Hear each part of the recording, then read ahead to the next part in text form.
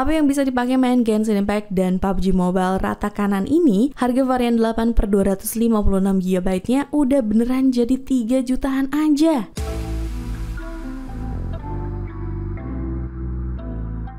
Hai Praise Bookmania, siapa sih yang nggak pengen punya smartphone keren dan tangguh, namun dengan harga terjangkau? Ini dia nih yang akan kita bahas di video kali ini, dimana di dalam video ini kita akan menjelajahi dunia HP Snapdragon 870 dengan harga terjangkau, mulai dari 3 jutaan aja. Bukan hanya itu, kita juga akan mengulas spesifikasi unggulan, desain menarik, dan tentu saja keunggulan yang membuat setiap HP yang direkomendasiin kali ini layak buat kalian dipertimbangkan. Jadi pastiin jangan dilewatkan ya. Pertama ada Realme GT Neo 2. Meskipun HP gaming murah yang satu ini udah rilis di tahun 2021 kemarin, tapi dengan performa kelas atasnya ngebikin HP ini masih sangat diminati loh. Bahkan nih sempat digadang-gadang jadi sangat langka, aka goib karena banyak peminatnya. Hal yang paling utama jelas karena HP ini udah menggunakan chipset kelas atasnya Qualcomm yang ngebuat skor Antutu yang didapat jadi cukup tinggi, sekitar 650 ribuan poin. Nah, dengan skor segitu, Bang Bewok sendiri udah pernah secara langsung nyobain main game di Realme GT Neo 2 nih. Dan hasilnya doi bisa main PUBG Mobile di settingan mentok Ultra HD, sampai bisa main Genshin Impact di highest 60 fps dengan lancar. Pakai banget guys. Untuk bobotnya sendiri kurang dari 200 gram ya, dan ketebalannya hanya 8,6 mm. Dan sebagai sebuah HP gaming, hal yang sangat nih diapresiasi dari smartphone ini adalah karena doi ini ada sistem pendingin stainless steel vapor cooling plusnya, dimana terserang pasti pakai main Genshin selama 30 menit. Bahkan Bang Bewok ngakuin kalau doi nggak ngerasain panas yang berlebihan di HP ini. Jadi menurut kamu dengan harganya yang sekarang 6 jutaan, apakah Realme GT Neo 2 ini masih worth it buat dibeli? Untuk spesifikasi dan harga Realme GT Neo 2 terupdate ada di scene berikut ini.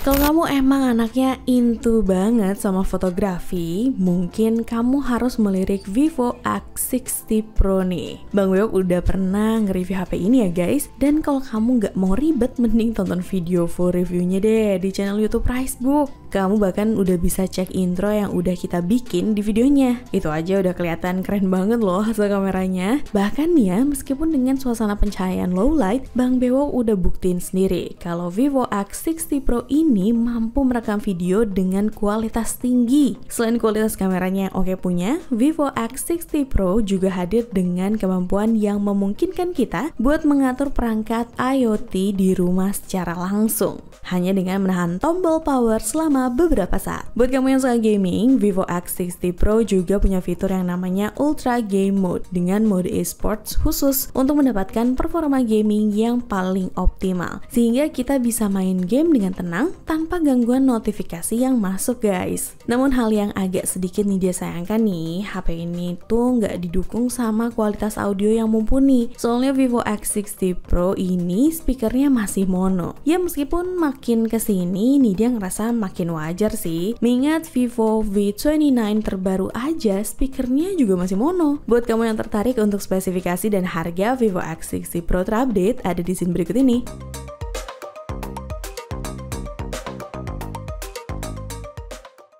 Nah, buat kamu yang lebih hobi fotografi dibandingkan game, kamu juga bisa pilih si Vivo X60 yang reguler, yang nggak kalah powerful dibanding versi Pro-nya. Secara kualitas kameranya sih, kita sebenarnya udah nggak perlu ragu ya, mengingat konfigurasi kameranya ini udah co-engineered by Zeiss Imaging System, sehingga kita udah bisa menghasilkan kualitas foto dan video yang jauh lebih baik dari sebelumnya. Nah, selain kualitas kamera yang oke punya, pas Bang Bewok nge-review HP ini kemarin dan ngetes Antutunya, hasil skor yang didapetin sama smartphone ini mencapai 628.280 poin, yang menurut Nidia juga udah cukup tinggi dan sejajar dengan flagship smartphone lain pada masanya. pasti pakai buat main game berat. Cuma sayangnya nih, pasti pakai main Mobile Legends, settingannya cuma ada di high. Terakhir pas dicoba main Genshin Impact, di settingan high 90 fps, detailnya masih terasa tajam loh, meskipun masih sedikit ketemu patah-patah, dan back covernya juga agak anget pas dipakai main rada lama. So, menurut Nidia nih ya,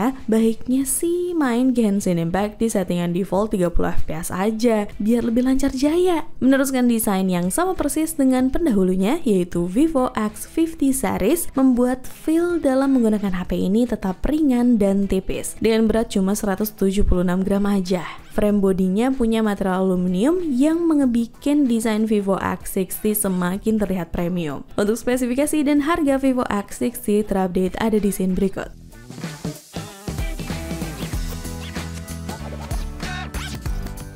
Lanjut ke produk smartphone yang sempat Nidia rekomendasikan sebagai HP gaming Realme terbaik. Ada Realme GT Neo 3T. Kenapa bisa begitu? Murni karena menurut Nidia, HP ini tuh diperuntukkan khusus buat kamu yang ngerasa versi GT Neo 3 reguler kemahalan. Jadi bisa pindahin pilihan kamu ke smartphone ini. Tapi dengan catatan bahwa sudah pasti terdapat beberapa pemangkasan di smartphone yang satu ini guys, kalau kita bandingin dengan versi GT Neo 3-nya. Pertama, yang paling berasa sih adalah berkurangnya daya fast charging yang ditawarkan. Kalau di Realme GT Neo 3 kita bisa dapat yang 150 watt. Di Realme GT Neo 3T ini kita cuma bisa dapat 80 watt guys. Meskipun ya masih lumayan cepet juga sih, karena pasti pakai untuk ngecas dari 0 sampai 50% cuma makan waktu 12 menit aja. Ngomongin performa gamingnya, pas Realme pakai untuk main Mobile Legends, settingan grafisnya mentok di ultra dengan frame rate high. Hasilnya lancar jaya banget sih. Realme juga kelihatan nyaman banget pemainnya. Terus pasti pakai buat main Apex Legends dengan settingan rata kanan, lagi-lagi hasilnya masih mulus banget guys. Satu hal yang menarik adalah dibanding harga yang udah Nidia sampein di sekitar 2 bulan lalu, harganya sekarang udah turun sekitar 200.000 lagi loh. Buat kamu yang tertarik, kamu bisa kepoin spesifikasi dan harga terupdate-nya di scene berikut ini.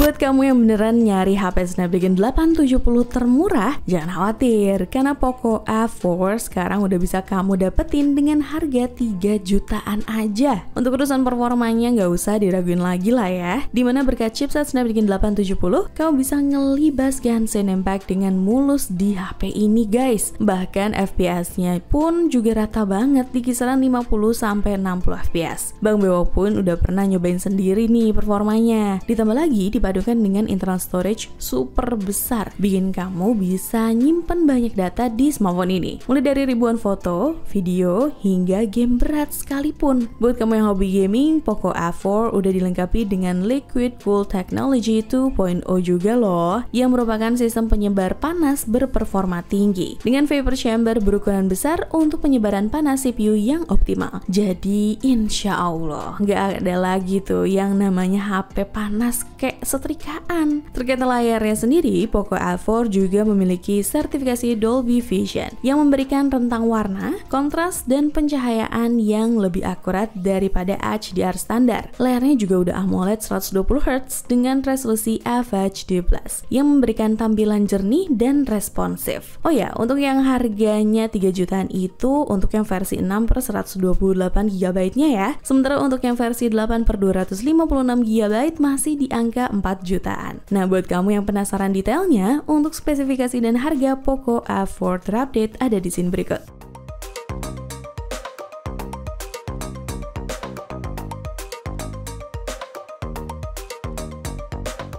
Sebelum kita masuk ke produk terakhir, seperti biasa nih, Nidia mau ingetin kalian bahwa kedepannya kita akan terus membahas tentang beragam produk terbaik dan menarik hanya di channel YouTube Pricebook dan juga playlist daftar produk terbaik. Jadi jangan lupa like, subscribe, dan aktifin loncengnya ya, biar nggak ketinggalan informasi menarik lainnya.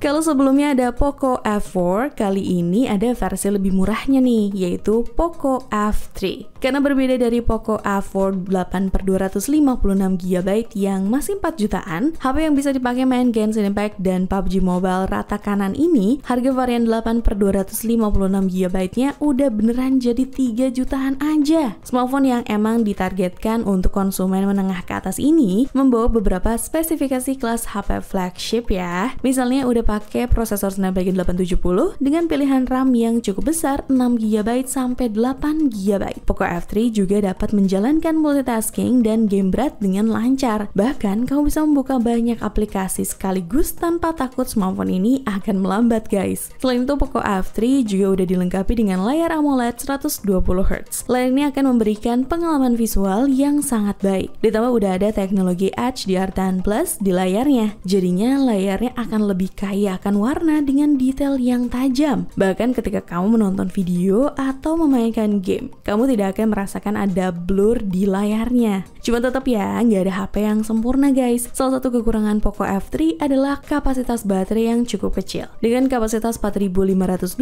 mAh, kamu mungkin perlu ngebawa power bank atau charger nih pas lagi di luar. Lalu kamera Poco F3 mungkin tidak sebaik smartphone lain yang ada di kelasnya. At least kamu masih bisa mendapatkan hasil foto yang cukup baik dengan kamera belakang 48MP untuk main kamera dan dua kamera lain berukuran 8MP dan 5MP. Kemudian untuk kamera depan berukuran 20MP. Untuk spesifikasi dan harga Poco F3 terupdate ada di scene berikut.